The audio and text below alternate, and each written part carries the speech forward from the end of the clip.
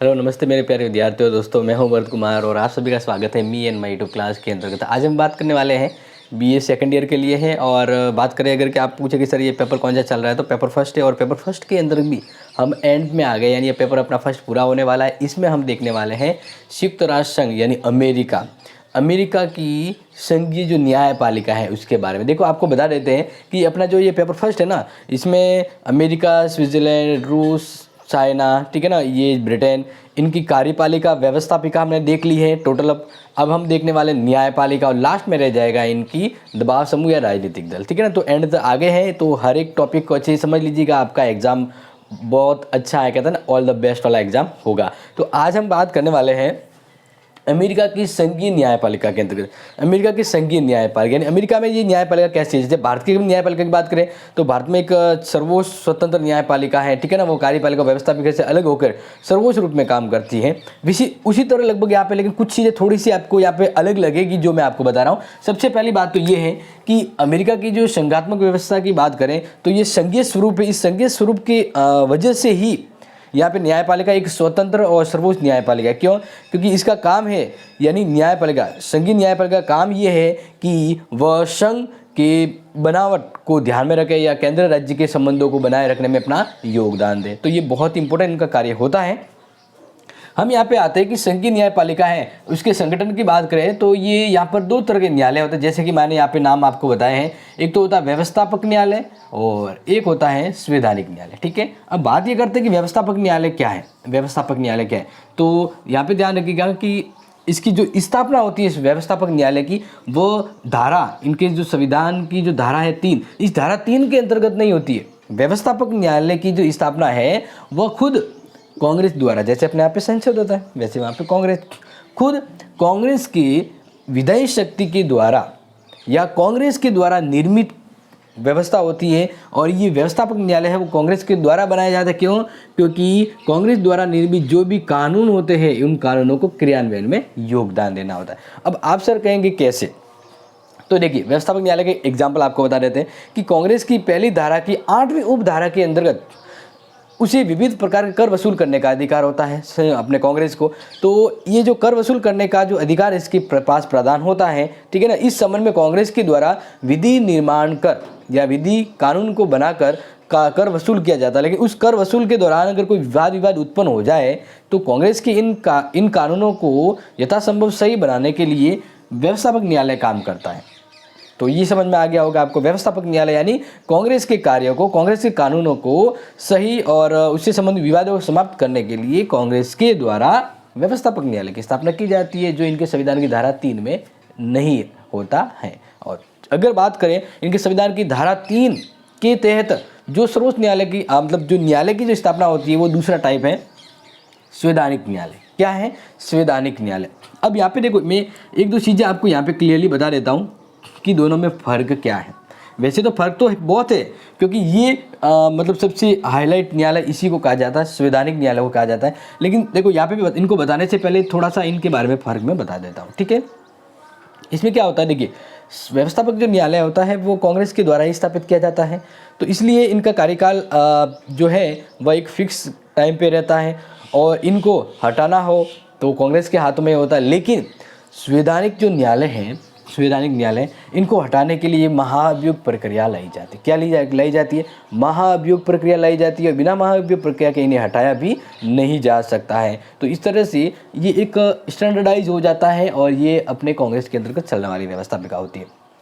अब बात करते हैं अपना मेन जो यहाँ से टॉपिक है कि अमेरिका की ये जो न्यायिक पुनरावलोकन शक्ति वगैरह जो है वह सभी इस पर फोकस्ड है। और आपको जब लिखना है, आपको जब समझाया जाएगा कि अमेरिका में संघीय न्यायपालिका का संगठन बताइए, तो आपको ये तो लिखना ही, ये तो समझाना ही होगा। लेकिन अगर सिर्फ ये पूछा जाए कि अमेरिका की संवैधानिक न्यायालय या न्यायिक पुनरावलोकन शक्ति के बारे में बताइए, तो जस्ट एज इट हम आगे बढ़ रहे हैं।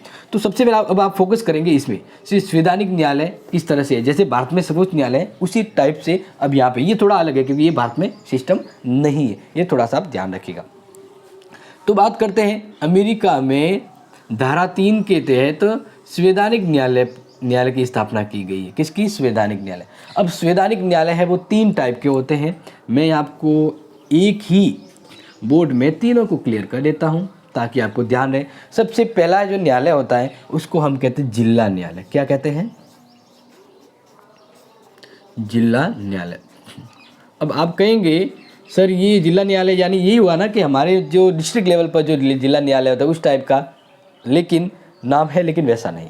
क्यों? क्योंकि जिला न्यायालय का मतलब होता है ये हर एक राज्य के अंतर्गत स्थापित होता है, हर एक राज्य के अंतर्गत स्थापित होता है और इसलिए इसको जिला न्यायालय कहा जाता है। संयुक्त राज्य अमेरिका के समस्त क्षेत्रों में इन न्यायालयों की स्थापना की गई है। यानी अगर बात करें जिला न्यायालय, इनकी अकॉर्डिंग टू किताब के अगर बात करें कि आपके सिलेबस के अकॉर्डिंग जो प्रिंट है उस अकॉर्डिंग, तो कितने जिला न्यायालय हैं अमेरिका में? ये संख्या बता रहा हूँ, कितने न्यायालय हैं? 88 न्यायालय हैं। ठीक है ना, ये बिल्कुल आप अच्छे से समझ लीजिएगा जो मैं आपको समझाना चाह रहा हूँ ताकि आप मिस गाइड ना हो जाए। इसके अंतर्गत ये भी कहा गया है कि अगर मान लीजिए कि छोटा राज्य है तो वो 2 राज्य के लिए एक न्यायालय हो सकता है, लेकिन अगर बड़ा राज्य है तो उसमें एक ही जिला न्यायालय हो सकता है। तो ये चीज़ आपको ध्यान रखना है यहाँ पे। अब बात करते हैं ये कि अगर इसमें ये देखा जाए तो ये जो जिला न्यायालय इसकी स्थापना किसके द्वारा होती है?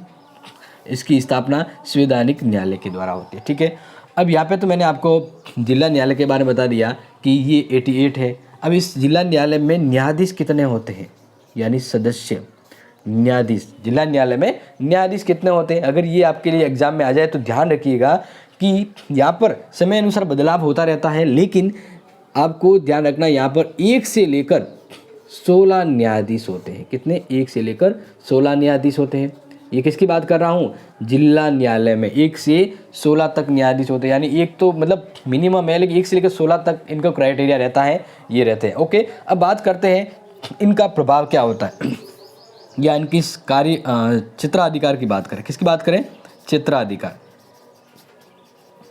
ठीक है, क्षेत्राधिकार की बात करते हैं।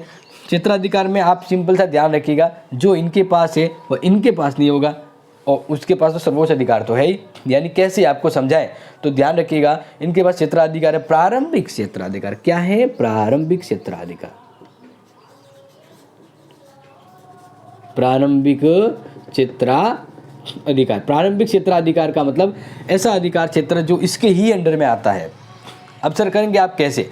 यानी जो जिले, यानी इनके जो संभावित जो भी जिला है यानी जो ये राज्य है, उस राज्य के अंतर्गत अगर कोई विवाद है, जैसे दीवानी या फौजदारी विवाद है। क्या है? दीवानी या फौजदारी विवाद। तो इन दीवानी या फौजदारी विवाद से संबंधित जो मसला है वह सीधे तौर पे जिला न्यायालय के पास आता है। किसके पास आता है? जिला न्यायालय के पास आएगा। तो इस तरह से हम ये कहेंगे ये दीवानी न्यायालय है, मतलब ये फौजदारी न्यायालय भी है और ये इन मुकदमों की पैरवी करता है। लेकिन अब यहाँ पे ध्यान दीजिएगा कि ये अपीलीय न्यायालय नहीं है, इसलिए क्षेत्राधिकार में मैं यहाँ पे आपको हाईलाइट करके लिख देता हूँ कि ये अपीलीय न्यायालय नहीं है। अपीलीय न्यायालय नहीं है। ठीक है, ये क्लियर हो गया, क्योंकि इनको अपील सुनने का अधिकार नहीं है, सब इसके ऊपर के न्यायालय हैं, तो ये अपील नहीं सुनेगा, इसकी अपील आगे सुनी जा सकती है। तो अब यहाँ पे ध्यान रखिए, एक क्षेत्राधिकार क्या हो गया? प्रारंभिक क्षेत्राधिकार, यानी दीवानी या फौजदारी विवाद मुकदमे की सुनवाई करना, लेकिन अपील नहीं सुन सकता है। अब बात करें कि इन न्यायालय की अपील कहाँ सुनी जाती है, इस न्यायालय के विरुद्ध अपील कहाँ पर की जा सकती है? तो ध्यान रखिएगा, इस न्यायालय की जो अपील है यानी मुकदमों की जो पैरवी है, जिला न्यायालय के जो निर्णय है उसकी अपील है, वो आप या कहने का मतलब ये जो अमेरिका के जो न्यायाधीश है वो या तो सर्वोच्च न्यायालय में कहाँ है अपनी अपील करेंगे? सर्वोच्च न्यायालय में अपील कर सकते हैं। तो ये चीज़ें आपको समझ में आ गई होगी। ये मैंने क्या समझाया? जिला न्यायालय बहुत ही शॉर्ट था। अब बारी आती है आगे, अमेरिका का 3 सेक्टर में विभाजित किया गया है संवैधानिक न्यायालय। तो उसका पार्ट मतलब दूसरा जो सिस्टम है वो देख लेते हैं, यानी दूसरा प्रकार का न्यायालय वो होता है संघीय अपील न्यायालय। संघीय अपील न्यायालय। अब ये यहाँ पे ध्यान दीजिएगा कि अमेरिका में न्यायाधीश बनने की कोई योग्यता नहीं रखी गई है। आप सर कहेंगे कैसे? बिल्कुल यही सिस्टम रखा गया है। वहाँ पे रखा गया है कि व्यक्ति 10 साल या 70 साल तक, 10 वर्ष तो मतलब सेवा और 70 वर्ष का उम्र हो जाता है तो अपनी इच्छा अनुसार त्याग पत्र दे सकता है, ठीक है ना। 15-65 वर्ष होता है, इसके उपरांत वो अपनी इच्छा अनुसार त्याग पत्र दे सकता है। अब ये नहीं कहा गया है कि उसे क्योंकि यहाँ पर एक सिस्टम है कि इनको जीवन पर्यंत पद प्राप्त होता है। इसका मतलब ये है कि अपनी इच्छा अनुसार पद त्याग कर सकते हैं, अदरवाइज इन्हें किसी असक्षमता के आधार पर ही पद से हटाया जा सकता है, इसलिए ध्यान रखिएगा। अब बात करते हैं अपीलीय न्यायालय। तो अपीलीय जो न्यायालय हैं, इसकी अगर मैं आपको चीज़ें बताऊँ इंपॉर्टेंट, तो ध्यान रखिएगा, ये जिला न्यायालय के ऊपर होते हैं। जिला न्यायालय के ऊपर के न्यायालय होते हैं, ठीक है।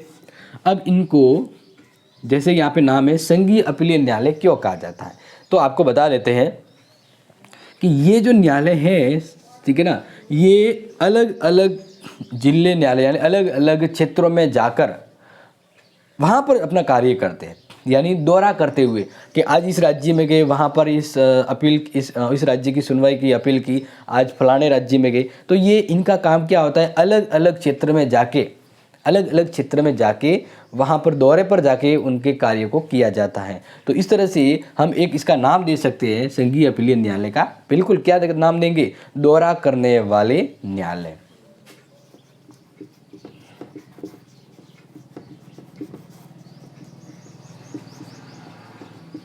दौरा करने वाले न्यायालय क्यों, क्योंकि ये अलग अलग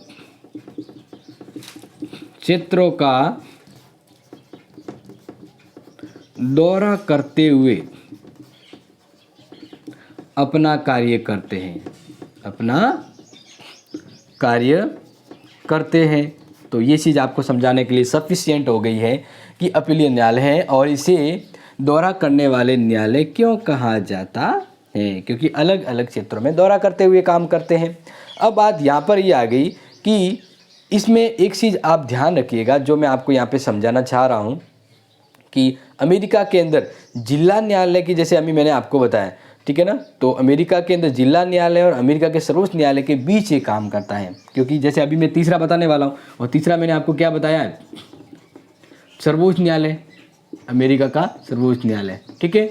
तो अमेरिका के सर्वोच्च न्यायालय और जिला न्यायालय के बीच अपीलीय न्यायालय काम करता है, संघीय अपीलीय न्यायालय काम करता है। अब बात करते हैं इन न्यायालय में न्यायाधीशों की कुल संख्या कितनी होती है, या फिर बात करें कि न्यायालयों की कुल संख्या कितनी है, तो सबसे पहले आपको बता दें, जैसे यहाँ पे 88 थी, तो इसके अंदर यानी संघीय अपीलीय न्यायालय कितने होते हैं, तो यहाँ पे देख लीजिए संघीय अपीलीय न्यायालय, ठीक है।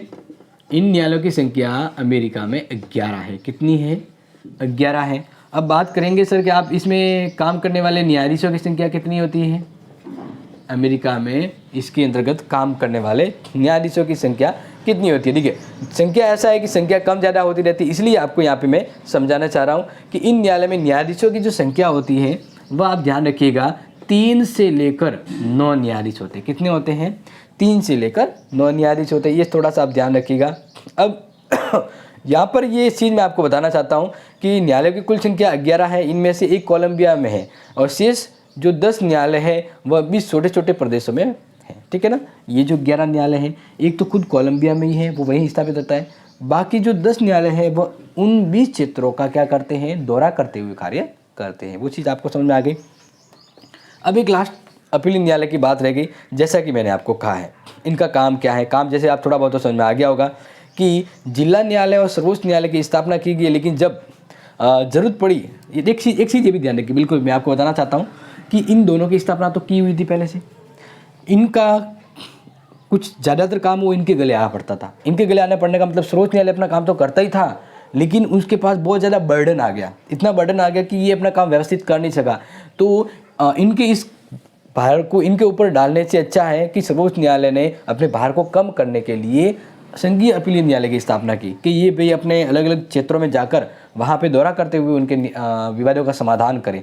तो इसलिए इनके भार को, सर्वोच्च न्यायालय के भार को कम करने के लिए ही संघीय न्यायालय की स्थापना की गई है। ये आप बिल्कुल अच्छे से ध्यान रखिएगा जो मैं आपको समझाना चाह रहा हूँ। तो इसलिए आपको बता देते हैं कि सर्वोच्च न्यायालय के कार्यभार को हल्का करने के लिए संघीय न्यायालय की यानी अपीलीय न्यायालय की स्थापना की गई है और संघीय अपीलीय न्यायालय को प्रारंभिक क्षेत्राधिकार नहीं। अब यानी क्षेत्राधिकार की बात करें, शक्तियों की बात करें, ठीक है ना, तो क्षेत्राधिकार की बात कर ध्यान रखिएगा, इनको प्रारंभिक क्षेत्राधिकार नहीं है, प्रारंभिक क्षेत्राधिकार नहीं है। क्यों नहीं है? क्योंकि प्रारंभिक क्षेत्राधिकार किनके पास आ गया? इनके पास। तो इसका मतलब ये क्या करते हैं? अपील सुनने का कार्य करते हैं। प्रारंभिक क्षेत्राधिकार इसके पास आएगा नहीं, एक में क्षेत्राधिकार इसके पास आता नहीं, क्योंकि ये दोहरा करना है और ये सेकंड टाइप का न्यायालय हो गया। तो इस तरह से हम यही कह सकते हैं कि जिला न्यायालयों के विरुद्ध अपील सुनने का अधिकार है। इसके पास क्या है? जिला न्यायालयों के विरुद्ध अपील सुनने का अधिकार। ठीक है, तो ये इसका काम होता है। ये आपको समझ में आ गया होगा। काफ़ी अच्छी चीज़ें आपके मैंने यहाँ पे डिलीवर करनी चाहिए ताकि आपको एक ही अंतर्गत सब कुछ सामग्री है वो मिल जाए। अब बात करते हैं कि ये जिला न्यायालय है, ये काफ़ी महत्वपूर्ण काम करता है, पुनर्विचार भी रख सकता है। तो अब यहाँ पे एक इम्पोर्टेंट चीज़ आ जाती है कि अक्सर ये जो न्यायाधीश दौरे पे जाते हैं तो अलग अलग न्यायालय अलग अलग क्षेत्रों में अपने अदालत स्थापित करते हैं और वहाँ पर रहकर अपना कार्य करते हैं। अब बात करेंगे इनके और क्या कार्य होते हैं। और कार्य की जैसे हम आपको बताऊँ थोड़ी सी अगर हाईलाइट चीज़ें, तो आप ध्यान रखिएगा। जैसे इनका एक काम होता है जो महत्वपूर्ण अगर बात करें कि अंतर्राज्यीय व्यापार कमीशन, संघीय सुधार परिषद, संघीय व्यापार परिषद या आदेश और न्यायिक पुनरावलोकन को रद्द करने के जो क्षेत्र कार्य हैं वो ये करते हैं। एक चीज़ मैंने आपको यहाँ पे नहीं बताई है, वो थोड़ा सा आप यहाँ पे देखें तो मैं आपको बता देता हूँ कि इन न्यायाधीशों की नियुक्ति कौन करता है। तो ध्यान रखिएगा, नियुक्ति तो करता है इनके न्यायाधीशों की राष्ट्रपति। कौन करता है? राष्ट्रपति। लेकिन किसकी सहमति से करता है? तो ध्यान रखिएगा, ये सीनेट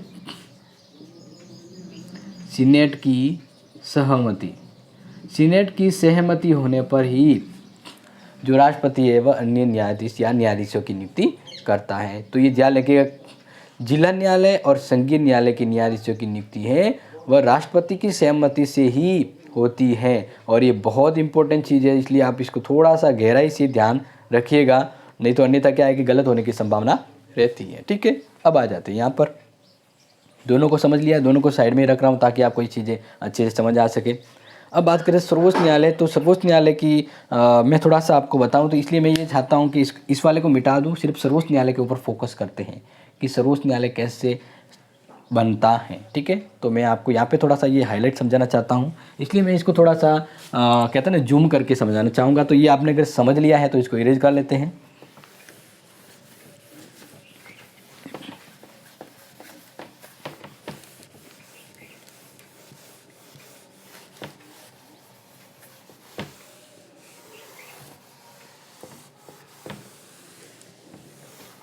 ओके, तो अब समझते हैं सर्वोच्च न्यायालय।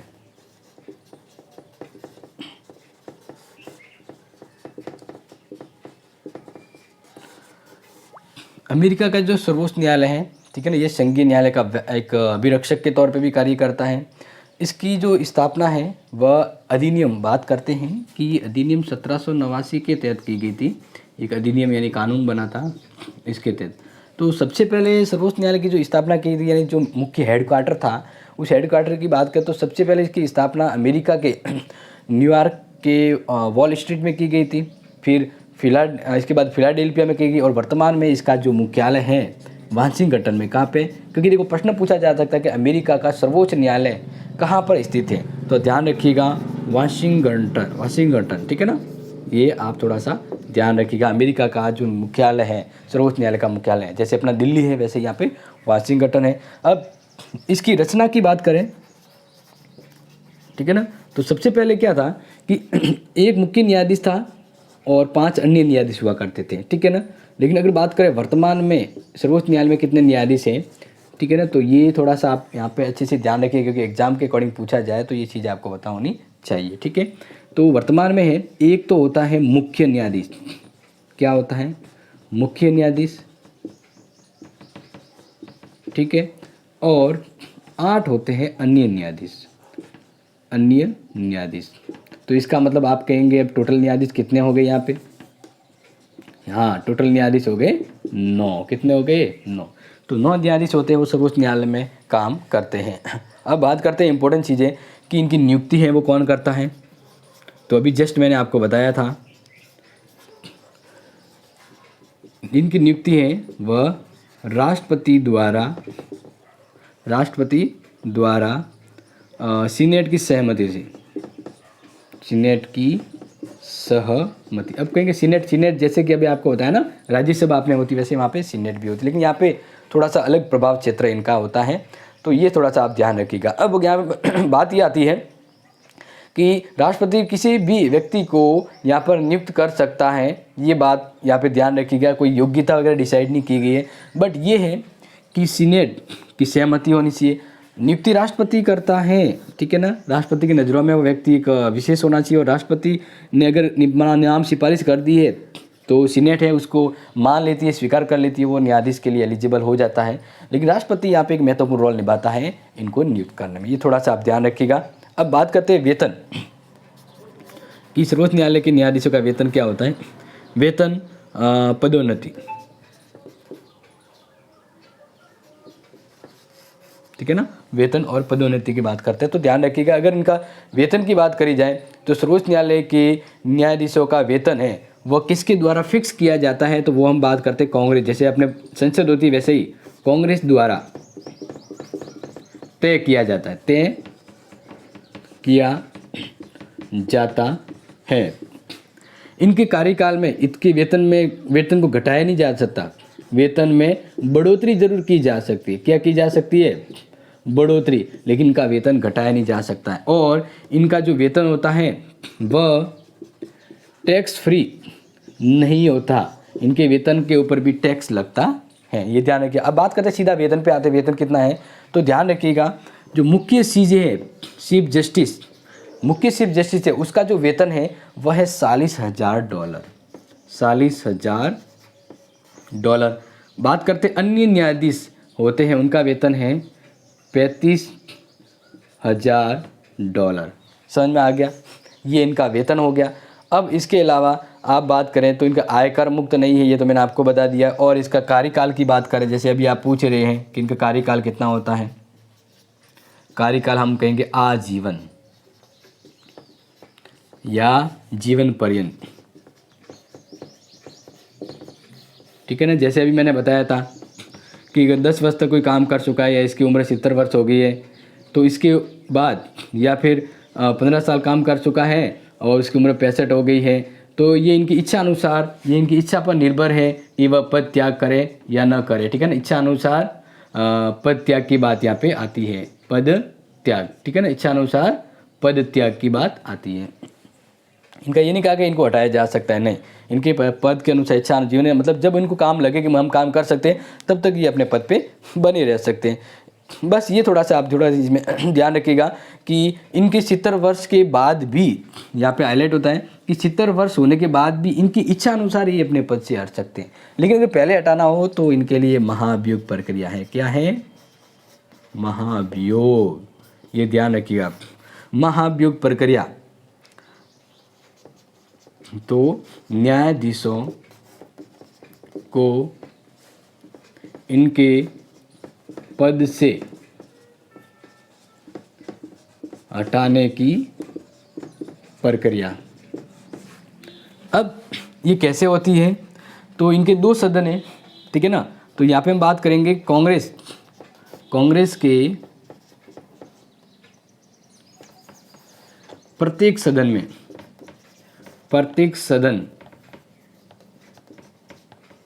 सदन द्वारा अपने 2/3 बहुमत से प्रस्ताव किसी न्यायाधीश के विरुद्ध पास हो जाने पर हटाया जाता है। समझ में आ गया? कहने का मतलब है कि सीनेट के अंदर मान लीजिए न्यायाधीशों को हटाने के लिए, किसी भी न्यायाधीश को हटाने के लिए उसके खिलाफ प्रस्ताव लाया जाता है और उस प्रस्ताव पर उस सदन के 2/3 सदस्य अगर सहमत होते हैं तो वो प्रस्ताव पास होके फिर प्रतिनिधि सभा पास जाएगा। प्रतिनिधि सभा मान लीजिए अगर उसके पास आया है या पहले उनके पास, जिसके भी पास आता है, जब दूसरी बार अगर किसी विधेयक के पास जा रहा है, मतलब पहली बार मान लीजिए, जैसे मैं एक एग्जाम्पल बताऊं कि प्रतिनिधि सभा ने ऐसा प्रस्ताव पास किया जो अपने 2/3 सदस्य के बहुमत से, और वह प्रस्ताव पास करके न्यायाधीश को किसी को हटाने के लिए ये प्रस्ताव कहाँ भेज दिया गया? सीनेट में। तो सीनेट में पहले इसकी जांच की जाएगी जांच समिति के द्वारा, उसके बाद उस पर वोटिंग होती है 2/3 बहुमत से, और वो भी 2/3 बहुमत से इस प्रस्ताव को पास कर लेते हैं तो न्यायाधीश को हटाया जा सकता है। ठीक है, तो ये तो है न्यायाधीशों को हटाने की प्रक्रिया जो आपको समझ में आ गई होगी। तो अब ये महाभियोग जो प्रक्रिया है इसके द्वारा अमेरिका में है जो न्यायाधीशों को हटाया जाता है। लास्ट में आ जाता है इनका कार्यविधि। क्या आ जाती है? कार्यविधि। थोड़ा सा ध्यान रखिए, कार्यविधि इंपॉर्टेंट है और एग्जाम में आ सकती है। ठीक है, तो अब कार्यविधि को जब हम समझे तो इससे पहले थोड़ा ध्यान रखिएगा कि इसका जो नेक्स्ट पार्ट जो आएगा उस नेक्स्ट पार्ट में हम इस सर्वोच्च न्यायालय के क्षेत्राधिकार पुनरावलोकन पढ़ने वाले हैं जो काफ़ी इंपॉर्टेंट होगा। ठीक है ना, आज के लिए हम सिर्फ कार्यविधि को पढ़ते ही समाप्त करेंगे। अब सबसे पहले बात करते हैं कि इनके काम किस प्रकार करती है। तो इसमें ध्यान रखिएगा इनका अधिवेशन, ठीक है ना, इसमें प्रति वर्ष अधिवेशन होता है। कार्यविधि की बात कर कैसे काम करती है, तो प्रति वर्ष अधिवेशन होता है इनका, और अधिवेशन कब से कब तक चलता है नोट कर लीजिएगा। ये अधिवेशन अक्टूबर के प्रथम सोमवार से, ठीक है ना, अक्टूबर के फर्स्ट मंडे से इनका कार्य शुरू होता है, यानी कार्य है जो इसका अधिवेशन शुरू होता है, और अगले वर्ष जून माह के प्रथम सप्ताह में, नेक्स्ट वर्ष जून के सेकेंड वीक तक, ठीक है ना, अक्टूबर, नवंबर, दिसंबर, जनवरी, फरवरी, ऐसे करके ये अपने जून सेकेंड वीक तक ये काम करते हैं। ये आपको समझ में आ गया। सेकेंड वीक की तो बात नहीं करें, यहाँ पे इन्होंने एक पहले ही सप्ताह का है, तो हम बात करेंगे फर्स्ट वीक तक काम करते हैं। कब तक करते हैं? फर्स्ट वीक तक। तो ये इनका अधिवेशन का काम होता है, यानी इनका अधिवेशन प्रतिवर्ष किस से कब तक चलता है? अक्टूबर के पहले सोमवार से लेकर जून के फर्स्ट वीक तक इनका काम होता है, नेक्स्ट ईयर के जून तक, यानी तब तक ये अपना कार्य करते हैं। इसके अलावा अगर बात करें विशेष अधिवेशन बुलाना, इनके बीच में और कभी कहीं जरूरत पड़े तो विशेष अधिवेशन बुलाना हो तो इनका विशेष अधिवेशन है वो सर्वोच्च न्यायालय के मुख्य न्यायाधीश के द्वारा बुलाया जा सकता है। ठीक है ना, विशेष अधिवेशन की बात करें तो ये विशेष अधिवेशन कौन बुला सकता है? मुख्य न्यायाधीश बुलाएगा। कौन बुलाएगा? मुख्य न्यायाधीश। ये थोड़ा सा आप ध्यान रखिएगा क्योंकि एग्जाम के पर्पज में ये आ सकता है। इसके अलावा मुख्य न्यायाधीश ही सर्वोच्च न्यायालय का कार्य अधिकारी होता है। ठीक है ना, यानी CJ इसका प्रमुख कार्यकारी अधिकारी होता है। ठीक है ना, यानी इन सिस्टम को चलाने, इस सिस्टम को मैनेज करने के लिए कौन होता है? वो खुद सर्वोच्च न्यायालय का मुख्य न्यायाधीश होता है और वही ये काम करता है। इसके अलावा बात करें कि इनके जो फैसले होते हैं, मैं थोड़ा सा शायद आपको यहाँ पे दिख भी जाएगा, वैसे यहाँ एक लाइन आ जाएगी, मैं यहीं पे समझा दूंगा। ठीक है ना, तो ध्यान रखते हैं कि मुख्य न्यायाधीश जो होता है, मुख्य कार्यकारी अधिकारी होता है, वो इस अधिवेशन की अध्यक्षता करता है, निर्णयों की घोषणा करता है। अभियोगों की सुनवाई, अगर बात करें कि इनके अभियोग की सुनवाई कब से कब होती है? अभियोगों की सुनवाई, ठीक है, तो अभियोगों की सुनवाई के लिए आप थोड़ा सा ध्यान रखिएगा, इनकी जो सुनवाई है वह मंगल, बुध, गुरु और शुक्र, ठीक है ना, यानी ट्यूसडे से फ्राइडे तक इनके अभियोगों की सुनवाई होती है। ये थोड़ा सा ध्यान रखिएगा। और अभियोग का जो निर्णय है, वह निर्णय कैसे होता है? निर्णय होता है बहुमत से। कब कैसे होता है? अभियोगों के निर्णयों की सुनवाई बहुमत से होती है। और इसमें ध्यान रखें कि अगर अभियोगों की सुनवाई करनी है तो कम से कम कितने न्यायाधीश होने जरूरी है? कितने? जैसे 9 बताए हैं, तो 9 में से कम 6 न्यायाधीश होंगे तभी अभियोग की सुनवाई होगी और ये निर्णय बहुमत से लिए जाते हैं। जो प्रस्ताव जो अभियोग है वो कौन रखेगा? मुख्य न्यायाधीश रखेगा और इस पर बहुमत होगा।